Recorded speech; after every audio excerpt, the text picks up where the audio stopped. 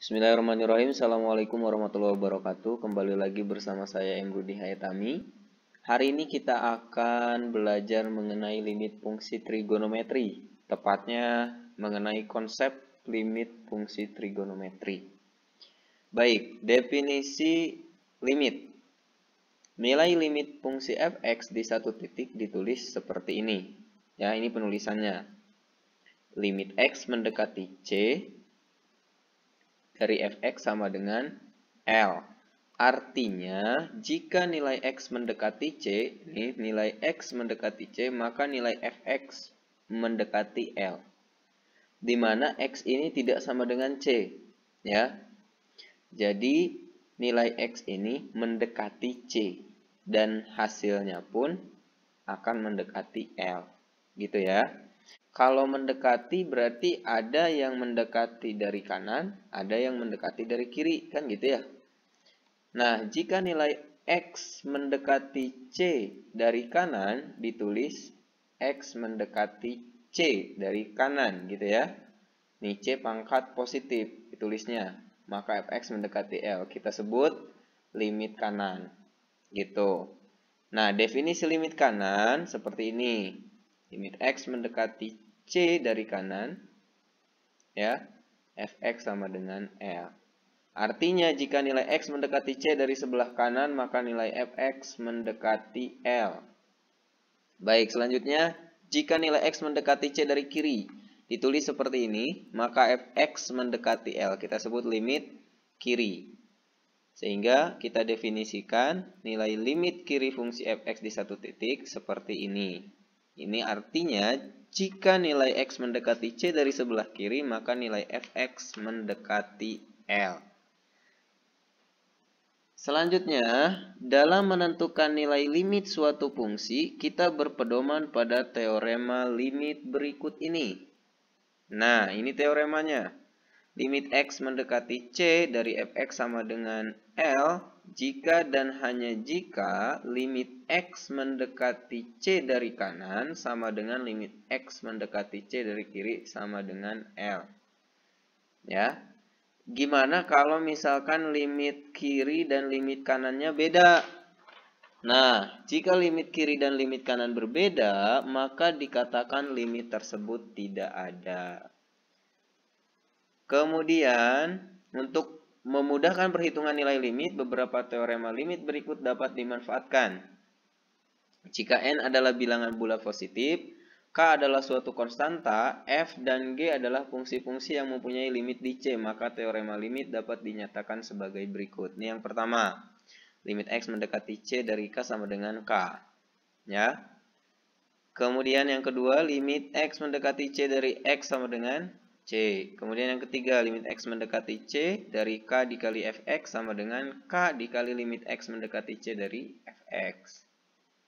Kemudian limit x mendekati C dari fx ditambah gx sama dengan limit x mendekati C dari fx ditambah limit x mendekati C dari gx. Gitu ya. Kemudian yang pengurangan ya tinggal diganti aja jadi kurang. Oke, kemudian perkalian seperti ini, kemudian pembagian seperti ini, syaratnya gx tidak sama dengan 0. Ya iya, kalau untuk pembagian memang penyebutnya selalu disyaratkan tidak sama dengan 0.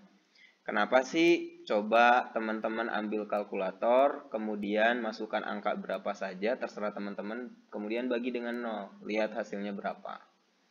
Kemudian yang ke-8 ini adalah pangkat, perpangkatannya. Kemudian yang ke-9 ini dalam bentuk akar. Kemudian yang ke-10 ini. Baik, kita lanjutkan. Selanjutnya nanti bagaimana menghitung nilai limit fungsi trigonometri pada satu titik. Nah, untuk menghitung nilai limit fungsi trigonometri sebetulnya hampir sama dengan kita menghitung nilai limit fungsi aljabar. Ya, dimana yang pertama kita bisa gunakan cara substitusi. Ini cara pertama. Nah, dengan menggunakan cara substitusi, kemungkinannya yang pertama bisa jadi hasilnya tentu, bentuk tentu. Kalau hasilnya bentuk tentu, maka selesai. Ya. Tetapi kalau hasilnya bentuk tak tentu, seperti misalkan ini 0/0. Ini tak tentu ya. kemudian tak hingga per tak hingga, atau tak hingga dikurang tak hingga. Maka kita bisa menggunakan cara penyederhanaan. Di mana cara penyederhanaan ini syaratnya teman-teman harus hafal identitas trigonometri termasuk rumus-rumus trigonometri. Lalu, selain menggunakan penyederhanaan, kita bisa juga menggunakan rumus limit fungsi trigonometri atau bisa disebut juga sifat dasar limit fungsi trigonometri.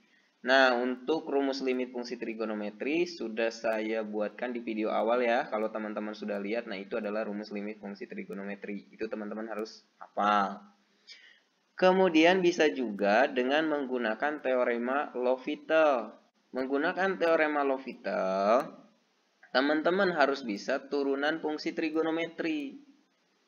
Biasanya untuk teorema L'Hopital itu tidak diajarkan pada saat belajar mengenai limit fungsi trigonometri. Kenapa? Karena teorema L'Hopital itu ada di materi tentang turunan fungsi trigonometri. Tapi kita akan menggunakan ini. Syaratnya apa? Syaratnya teman-teman tahu turunan fungsi trigonometri. Kan belum belajar. Nah, makanya teman-teman silahkan lihat di kolom deskripsi. Saya kasih linknya di situ. Teman-teman pelajari turunan fungsi trigonometri yang dasarnya ya, yang nanti akan kita gunakan untuk menyelesaikan soal-soal limit fungsi trigonometri. Baik, sebagai contoh, ini saya kasih soal-soal simpel dulu ya. Sebagai contoh, ini contoh 1. Limit X mendekati 0 dari sin X. Tadi cara pertama adalah substitusi. Sehingga ini bisa kita substitusi menjadi sin 0. Ya. Sin 0 hasilnya berapa? Sin 0. Sin 0 itu hasilnya 0. Maka untuk contoh 1 hasilnya 0. Plus. Ini bentuk tentu. Ya, iya ini bentuk tentu. Maka selesai. Kemudian contoh 2. Limit X mendekati 0 dari cos X. Nah, ini juga sama. Kita coba dengan cara substitusi. Maka menjadi cos 0. Cos 0 itu berapa? Cos 0 hasilnya 1. Bentuk tentu? Ya iya. Jelas ya? Nah, kita lanjut ke contoh 3. Limit X mendekati V per 3 dari sin X. Berarti kita substitusikan nih. X-nya kita ganti jadi V per 3. Maka sama saja dengan sin V per 3. Berapa V per 3? Ini dalam bentuk radian ya. Dimana V radian itu kan 180 derajat. Jadi 180 derajat dibagi 3. Berapa tuh? Hah? 60 ya. Jadi sin 60 derajat. Berapa nilai dari sin 60 derajat? Setengah akar 3. Nah, teman-teman juga harus hafal sudut-sudut istimewa untuk menjawab soal-soal limit fungsi trigonometri, terutama yang menggunakan cara substitusi ya. Jadi teman-teman harus hafal tuh sudut-sudut istimewa. Baik, kita lanjut dulu ke contoh 4. Limit X mendekati V per 6 dari tan X, berarti kita substitusikan sama ya. Maka tan V per 6. Ingat tadi V radian itu 180 derajat. 180 bagi 6, 30. Berarti tan 30. Gitu ya. Tan 30 berapa? 1 per 3 akar 3. Kita lanjut ke contoh 5. Limit X mendekati 0 dari sin X per X. Nah, berdasarkan teorema tadi yang sudah kita bahas, ini kan bisa kita tulis kalau pembagian berarti limit X mendekati 0 dari sin X per limit X mendekati 0 dari X gitu kan. Kita substitusikan. Maka menjadi sin X itu berarti sin 0 ya. Sin 0 berapa? Sin 0 itu kan 0. Gitu. Kemudian X 0 juga. Karena ini X mendekati 0. Maka 0 per 0. Nah, ini yang disebut dengan bentuk tak tentu. Sehingga ini bukan penyelesaiannya. Maka kita bisa menggunakan cara ini. Oke, untuk soal ini kita misalkan dengan rumus limit fungsi trigonometri. Dengan menggunakan rumus limit fungsi trigonometri kemarin kita udah tahu bahwa limit X mendekati 0 dari sin X per X sama dengan 1. Ya sudah, kalau teman-teman sudah hafal rumus limit fungsi trigonometri, selesai langsung. Jelas ya? Nah, kemudian kita misalkan gunakan teorema L'Hopital, aturan L'Hopital. Nah, Kalau menggunakan teorema L'Hopital, turunan fungsi trigonometri. Artinya ini kita turunkan. Nih, limit x mendekati 0 dari sin x per x. Sin x turunan dari sin x itu berapa? Turunan dari sin. Cos kan? Sehingga ini bisa kita tulis limit x mendekati 0 dari cos x. Kemudian turunan dari x 1. Jelas ya?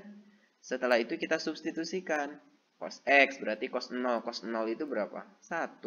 Ini limit x mendekati 0 dari 1, kan ini konstanta. Sehingga hasilnya tetap konstanta, kan gitu.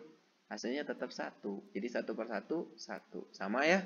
Baik menggunakan rumus fungsi limit fungsi trigonometri ataupun menggunakan teorema L'Hopital.